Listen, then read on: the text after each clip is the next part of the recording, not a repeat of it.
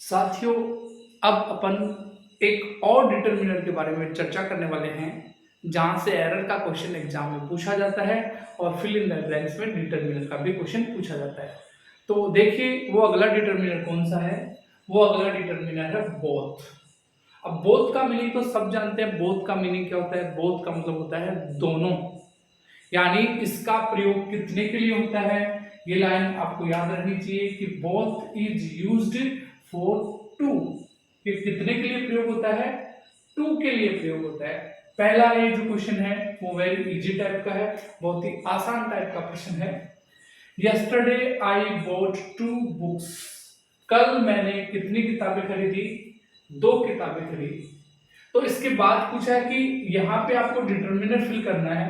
यहाँ पे होल लिखें, ऑल लिखें, बोथ लिखें या सम लिखें। इनमें से आपको मॉडल को चूज करने के लिए दिया जाए तो आपका यहां से क्वेश्चन आंसर होने वाला है। क्वेश्चन का आंसर यहां से होने वाला है कितनी किताबें खरीदी? दो किताबें खरीदी। और दो किताबों के लिए आपको लगाना है यहाँ पे बोथ। ठीक है, यहाँ पे आपको सही आंसर करना है, बोथ यूज करना है क्योंकि किताबें कितनी हैं?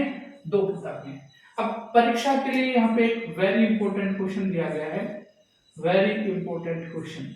और वेरी इंपॉर्टेंट क्वेश्चन पहले ये आपको देखना है, दो फ्रेज लिखी है मैंने अलग अलग से। पहली फ्रेज है बोथ द और नाउन प्लूरल, और एक लिखे द बोथ नाउन प्लूरल। कहने के बाद में आपको दो चीजें आपको अच्छे से समझ में आनी चाहिए कि बोथ के बाद आने वाली नाउन और आने वाली वर्ब कैसी होती है। वर्ब एग्रीमेंट में क्वेश्चन बहुत बार पूछा जाता है, बहुत ही आसान टाइप का है। बोथ के बाद में आने वाली नाउन हमेशा कैसी होती है? प्लूरल। और इसके बाद आने वाली वर्ब भी कैसी होती है? प्लूरल। सब्जेक्ट वर्ब एग्रीमेंट का एक क्वेश्चन है, वो आपको अच्छे से समझ आ ही गया होगा। लेकिन ये जो क्वेश्चन है वो थोड़ा अलग टाइप का है। यानी नाउन प्लूरल है तो उसके पहले जो फ्रेज होनी चाहिए वो बोथ द होनी चाहिए या द बोथ होना चाहिए। यानी आर्टिकल पहले आना चाहिए बोथ के या बोथ के बाद आर्टिकल आना चाहिए द। तो आपको ये देखना है। पहले एक सेंटेंस का है वो डिस्कस कर लीजिए। Both the both boys who are playing chess are classmates. पहली बात तो हु रिलेटिव प्रोनाउन है तो इसका वर्ब एग्रीमेंट देख लेते हैं। बॉयज के साथ वर्ब कैसी है? प्लूरल आई। दोनों सेंटेंस में अंतर सिर्फ इतना ही है कि एक में तो द बोथ बॉयज है और एक में बोथ द बॉयज है। तो आपको राइट करके बताना है कि राइट आंसर कौन सा है। तो आपको राइट करके बताना है कि दोनों में से सही जवाब कौन सा है। देख लीजिए दोनों में से सही जवाब कौन सा है। दोनों की बात करें तो पहले आप फ्रेज देख लीजिए, बोथ द और द बोथ में से सही कौन सा होता है। ध्यान रखें यदि आपको आर्टिकल यूज करना है तो बोथ के बाद यूज करना है। यानी बोथ द बोथ में से बोथ द वाला राइट होगा और द बोथ वाला गलत होगा। तो आप डिस्कस कर सकते हैं, यहाँ से आराम से बता सकते हैं कि कौन सा सेंटेंस सही है कौन सा गलत है। पहले वाले में द बोथ बॉयज है तो दूसरे वाले में बोथ द बॉयज है। तो सही कौन सा होता है? बोथ द नाउन वाला। तो पहले वाला सेंटेंस एकदम गलत है और दूसरे वाले सेंटेंस एकदम सही है। और यदि आप इस सेंटेंस को करेक्शन करना चाहिए, इस वाले सेंटेंस में इंप्रूवमेंट करना चाहिए, तो इंप्रूवमेंट के लिए आपको इनका सीक्वेंस चेंज कर देना है। द बोथ है, द बोथ की जगह क्या कर देना है? बोथ द कर देना है, जिससे कि ये सेंटेंस एकदम सही हो जाएगा। कहने का मतलब क्या है? एक ही बात है कि यदि सेंटेंस में किसका प्रयोग हो? बोथ, तो बोथ के बाद में द का प्रयोग सही होता है। Both the plus plural noun. ठीक है, और इसके बाद में कैसी वर्ब?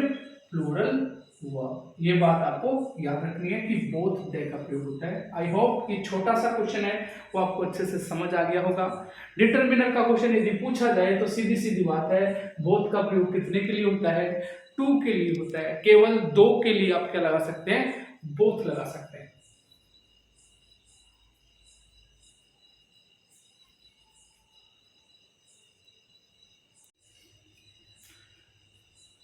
चैंपियंस, अब अपना जो डिटरमिनर है वो अगला डिटरमिनर बहुत ही आसान होने वाला है।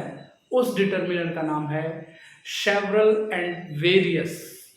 देखो सेवरल का मतलब भी कई होता है और वेरियस का मतलब भी कई होता है। तो इनमें क्या डिफरेंस होता है? इनमें एकदम माइनर डिफरेंस होता है। उस डिफरेंस की अपन चर्चाएं करते हैं। सबसे पहले अपन देखते हैं सेवरल और वेरियस दोनों कब यूज होते हैं, किस नाउन से पहले होते हैं। तो दोनों के दोनों नाउन होते हैं वो प्लूरल नाउन से पहले होते हैं। प्लूरल काउंटेबल नाउन से पहले दोनों आ सकते हैं, सेवरल भी आ सकता है, वेरियस भी आ सकता है। लेकिन दोनों में डिफरेंस क्या है? तो पहले चर्चा हो रही है किसके बारे में? सेवरल के बारे में। फिर चर्चा करेंगे अपन किसके बारे में? वेरियस के बारे में। तो सेवरल के बारे में लिखा गया है कि it is used for plural countable noun, और वेरियस में भी लिखा हुआ है it is used for plural countable noun. लेकिन दोनों में जो अंतर है वो एक होता है सेम टाइप के लिए और एक होता है डिफरेंट टाइप के लिए। जैसे आप जूतों की दुकान में जाते हैं और एक ही कंपनी के, एक ही ब्रांड के आपको खूब सारे जूते मिलते हैं। यदि एक ही कंपनी के खूब सारे जूते मिल रहे हैं, मतलब कौन से टाइप के हुए? सेम टाइप के हुए। इसका मतलब वहां आप क्या यूज करेंगे? आप वहां यूज करेंगे सेवरल। लेकिन यदि उसी शू स्टोर पे अलग अलग वैरायटी के खूब सारे जूते मिल रहे हैं, डिफरेंट टाइप के, अलग अलग क्वालिटी के, वैरायटी के, डिफरेंट टाइप के यदि आपको शूज मिल रहे हैं, तो वो शूज कैसे होंगे? वेरियस होंगे। अब तो देखते हैं। पहला क्वेश्चन है there are books on grammar. Grammar पर खूब सारी किताबें हैं। किसमें? लाइब्रेरी में। अब ग्रामर तो एक ही सिंगल टॉपिक हुआ, सेम टाइप की बुक होगी। सेम टाइप की बुक हुई तो ये बुक्स कैसा नाउन है? प्लूरल। प्लूरल काउंटेबल नाउन है और सेम टाइप की बात हो रही है तो अपन यहाँ यूज करेंगे होगा सेवरल। सेवरल राइट आंसर होने वाला है। और इसकी बात करें अपन तो इसमें देख लीजिए देयर आर बुक्स, किताबें खूब सारी हैं। कहाँ हैं? लाइब्रेरी में। अब लाइब्रेरी में खूब सारी किताबें हैं तो आप ही जज कीजिए कि वो किताबें एक जैसी हैं या अनेक प्रकार की हैं। तो वो किताबें कैसी होंगी? अनेक टाइप की होंगी, डिफरेंट टाइप की होंगी, और डिफरेंट टाइप के लिए आप यूज करेंगे वेरियस। तो स्टूडेंट्स एकदम आसान सी बात है, आप आराम से सीख गए होंगे कि सेवरल और वेरियस दोनों का प्रयोग हमेशा प्लूरल काउंटेबल नाउन से पहले होता है। दोनों में डिफरेंस इतना ही है कि यदि सेम टाइप की खूब सारी चीजें होती हैं, सेम टाइप की खूब सारी चीजें होती हैं, तो आपको किसका यूज करना है? सेवरल का। और यदि डिफरेंट टाइप की खूब सारी चीजें होती हैं तो उसके लिए आपको प्रयोग करना है वेरियस का। तो आई होप ये बात आपको इजीली वे में एकदम आसान तरीके से एकदम समझ आ गई होगी। तो अब चर्चाएं करते हैं हम अगले डिटर्मिनर की और देखते हैं कि वो अगला डिटर्मिनर क्या है और उसके क्या क्या यूसेज हैं। अब आपका अगला जो डिटर्मिनर है वो है आपका each and every. Each and every से आप बहुत ज्यादा कंफ्यूज्ड रहते हैं, तो ये वीडियो देखने के बाद में आपको ईच और एवरी में कोई कंफ्यूजन नजर नहीं आएगा। आप इजीली एग्जाम का हर क्वेश्चन सोल्व कर देंगे जो ईच और एवरी से रिलेटेड होगा। तो सबसे पहले चर्चाएं करते हैं ईच और एवरी में क्या सिमिलरिटी है, ईच और एवरी में क्या डिफरेंस है। तो पहले अपन सिमिलरिटी की बात करते हैं। ये वाली बात है वो आपको हमेशा याद रखनी है कि ईच और एवरी दोनों का प्रयोग हमेशा सिंगुलर काउंटेबल नाउन, ये बात याद रखनी है कि ईच और एवरी के बाद आने वाला नाउन हमेशा कैसा होगा? सिंगुलर काउंटेबल होगा। अब ईच का प्रयोग देख रहे हैं, पहले किसके बारे में पढ़ने? ईच के बारे में। तो ईच का यूज बहुत ही आसान है। ईच का प्रयोग टू के लिए भी होता है और ईच का प्रयोग मोर देन टू के लिए भी होता है। दो के लिए भी हो सकता है, दो से ज्यादा के लिए भी हो सकता है, और दो से ज्यादा हो, लेकिन इसका मीनिंग कैसा होना चाहिए? इंडिविजुअली, व्यक्तिगत रूप से। यानी कैसा मीनिंग आना चाहिए? सेपरेशन का मीनिंग आना चाहिए, अलग अलग होने का अर्थ आना चाहिए। तो अलग अलग कैसे? एक एग्जांपल के थ्रू अपन समझते हैं। डे इज डिफरेंट, पहले तो दिया गया नाउन कैसा है? सिंगुलर। डे इज डिफरेंट, दिन अलग है, फ्रॉम नेक्स्ट डे, यानी हर दिन। ईच का मतलब, एवरी का मतलब आप हिंदी में जानते हैं, दोनों का प्रयोग होता है प्रत्येक या हर दिन अगले दिन से क्या होता है? अलग होता है। इसका मतलब एक दिन गया, दूसरा दिन आया, फिर तीसरा दिन आया, फिर चौथा दिन आया। क्या सारे दिन सेम होते हैं? अलग अलग होते हैं, डिफरेंट का मीनिंग दे रहा है, सेपरेशन का मीनिंग दे रहा है, अलग अलग होने का मीनिंग दे रहा है, इंडिविजुअली का मीनिंग दे रहा है। इसलिए इस सेंटेंस में आप क्या यूज करेंगे, ईच का यूज करेंगे। ये क्वेश्चन तो आप लोगों ने थर्ड वाला क्वेश्चन तो परीक्षा में देखा होगा, लेकिन एक बार सेकंड वाले पे गौर कीजिए। कैंडिडेट इज बेटर, प्रत्येक कैंडिडेट कैसा है, बेटर है देन द बिफोर, कौन से वाले से, पहले वाले से। तो क्या आप बता सकते हैं यहाँ पे बिफोर कौन सा पार्ट्स ऑफ स्पीच है, बिफोर यहाँ पे सेंटेंस में कौन सा पार्ट्स ऑफ स्पीच है, कौन सा पार्ट्स ऑफ स्पीच है। कमेंट बॉक्स में कमेंट करके बताइए कि बिफोर यहाँ पे कौन सा पार्ट्स ऑफ स्पीच है। देखो कैंडिडेट है वो ये वाला कैंडिडेट है ना, वो ज्यादा अच्छा है किस वाले से, पहले वाले से, यानी पहले वाला कैंडिडेट अलग था, ये वाला कैंडिडेट अलग है, डिफरेंट का मीनिंग दे रहा है, सेपरेशन का मीनिंग दे रहा है, तो आप यहाँ पे भी यूज करेंगे ईच। ये वाला क्वेश्चन तो आपने बुकलेट के ऊपर लिखा हुआ देखा होगा कि जब भी आप बुकलेट में कोई क्वेश्चन का आंसर देते हैं उस स्थिति में आपने लिखा हुआ देखा होगा। क्वेश्चन कैरीज इक्वल मार्क्स, यानी प्रत्येक क्वेश्चन का जो मार्क्स है, अंक है, वो समान है। 5 क्वेश्चन दिए गए हैं कि पांचों के अंक समान है, प्रत्येक क्वेश्चन है वो 2 नंबर्स का है। तो जैसे क्वेश्चन अलग अलग हैं, उनके मार्क्स भी कैसे हैं, अलग अलग हैं, अलग अलग का मीनिंग दे रहा है, तो यहाँ पे कौन आएगा, ईच आएगा। नेक्स्ट क्वेश्चन, ईच स्टूडेंट, यहाँ पे sorry student was given, student को दिया गया, क्या दिया गया, नोट्स दिए गए, यानी विद्यार्थियों को क्या दिए गए, नोट्स। एक से ज्यादा विद्यार्थी हैं उनको नोट्स दिए गए, तो कैसे दिए गए, 1 by 1। आप जानते हो 1 by 1 किसका मीनिंग देता है, सेपरेशन का मीनिंग देता है, सेपरेशन का मीनिंग देता है, तो यहाँ का आंसर होगा each. And this is the last question of exercise of each. अच्छे से पढ़ लें।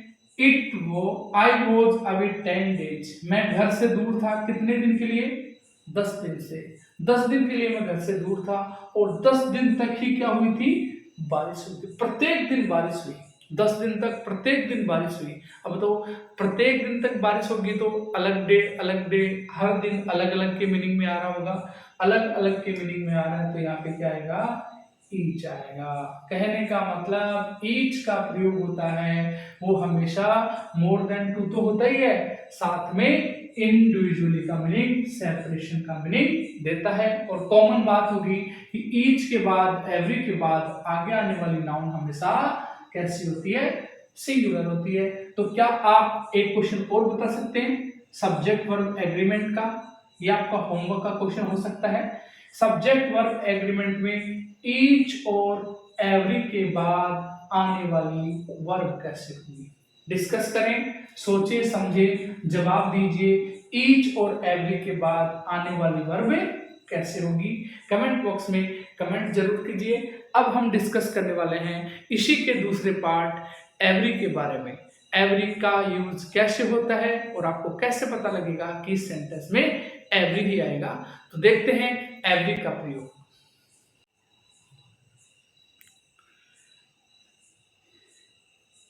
ईच के बाद अगला डिटर्मिनर जिसका अपन एक्सप्लेनेशन करने वाले हैं वो है एवरी। एवरी के बाद अपन और भी डिटर्मिनर पढ़ने वाले हैं, लेकिन एवरी के बारे में पहले जान लेते हैं कि एवरी के बारे में कॉमन बात क्या है। एवरी के बाद में और डिटर्मिनर होंगे, एवरी के बारे में कॉमन बात यही होगी कि एवरी का प्रयोग भी हमेशा सिंगुलर काउंटेबल नाउन के लिए होता है। लेकिन डिफरेंस क्या है, डिफरेंस इतना ही है कि ईच का प्रयोग सेपरेशन और इंडिविजुअलिटी के लिए होता है, जबकि एवरी का प्रयोग होता है वो हमेशा ग्रुप और कॉम्बिनेशन के लिए होता है। किसके लिए होता है, ग्रुप और कॉम्बिनेशन। कॉमन बात है इसका प्रयोग मोर देन 2 के लिए होता है, आगे आने वाली नाउन सिंगुलर होती है, लेकिन इसका प्रयोग कॉम्बिनेशन और ग्रुप के लिए होता है। तो सबसे पहले अपन डिस्कस करते हैं पहले वाले क्वेश्चन की तरफ। इंडिया एक्सपेक्ट, भारत आशा करता है, भारत देश है, भारत के लोग आशा करते हैं, भारत देश आशा करता है man to do his duty, कि प्रत्येक व्यक्ति अपना क्या करे, ड्यूटी करे। प्रत्येक व्यक्ति की बात हो रही है। बताओ, एक व्यक्ति से भारत आशा करता है या पूरे भारत देश के लोगों से आशा करता है, ग्रुप से आशा कर रहा है या सेपरेशन के लिए आशा कर रहा है, ग्रुप के लिए आशा कर रहा है? तो ग्रुप के लिए आप यहाँ पे क्या लगाएंगे? आप लगाएंगे एवरी, एवरी ग्रुप के लिए लगाएंगे। अगले की बात करते हैं अपन, word of the Gita. Gita का प्रत्येक अक्षर, गीता यानी गीता एक क्या है? एक अपनी रिचुअल बुक्स है, उसमें से एक बुक का नाम गीता है, अपनी जो अपन कह सकते हैं कि धार्मिक पुस्तक होली बुक है, उनमें से एक। उसका प्रत्येक शब्द कैसा है? रेलेवेंट है, प्रासंगिक है, आज भी, टिल टुडे, आज तक भी प्रासंगिक है। प्रत्येक शब्द की बात कर रहा है, तो गीता में बहुत सारे शब्द हैं, तो क्या एक एक शब्द की बात कर रहा है या पूरे जो वॉल्यूम है उसकी पूरी की बात कर रहा है? तो शायद ये पूरे वॉल्यूम की बात की जा रही है, ग्रुप की बात की जा रही है, कॉम्बिनेशन की बात की जा रही है। तो यहाँ का आंसर भी होगा एवरी, आंसर होगा एवरी। अब आप यहाँ पे थर्ड नंबर क्वेश्चन को देखिए, अच्छा प्रश्न है। वन के पहले आप क्या लगाते हैं? ईच वन लगता है या एवरी वन लगता है? तो अपन जानते हैं ईच वन जनरली नहीं लगाते, अपन क्या लगाते हैं? Every one. और साथ में ये भी कह रहा है every one of these chairs. तो पहले तो ये बताइए कि यहाँ पे ईच सही है या चेयर के अकॉर्डिंग आर होना चाहिए? क्या ये सब्जेक्ट वर्ब एग्रीमेंट टॉपिक से पढ़ा हुआ टॉपिक यदि आपने देखा है, यदि आपने आरसी क्लासेज के इस ऑनलाइन प्लेटफॉर्म पर यदि आप वीडियोस देख रहे हैं, इस चैनल को सब्सक्राइब कर चुके हैं, तो आप प्लेलिस्ट में जाकर के सब्जेक्ट वर्ब एग्रीमेंट से आप टॉपिक को सर्च करें और आप सब्जेक्ट वर्ब एग्रीमेंट को भी खूब अच्छे से पढ़ें और परीक्षा के लिए अच्छे अच्छे क्वेश्चन वहाँ पर डिस्कस किए गए हैं। बात करें अपन वन ऑफ के बाद, याद रखिए वन ऑफ के बाद नाउन हमेशा प्लूरल, लेकिन वर्ब हमेशा कैसे रहती है? सिंगुलर। ये बात थी किसकी? सब्जेक्ट वर्ब एग्रीमेंट की। मैं बात कर रहा हूं कि ईच वन होता है या एवरी वन होता है, तो जनरली अपन क्या लगाते हैं? एवरी वन लगाते हैं। Every one of the chair, सभी चेयरों, जो ग्रुप है, चेयरों का ग्रुप है, उनमें से सभी चेयरें हैं वो लगभग टूटी हुई हैं। आगे देखिए, लीपी। पहले तो सबसे पहले आप इस शब्द का, आज का होमवर्क है, YEAR का फोनेटिक्स ट्रांसक्रिप्शन क्या होगा, यानी इसका फोनेटिक सिंबल क्या बनाएंगे, आप इसको कैसे प्रोनाउंसिएट करेंगे। और इस Y में भी, इस YEAR में भी पहला अक्षर ये जो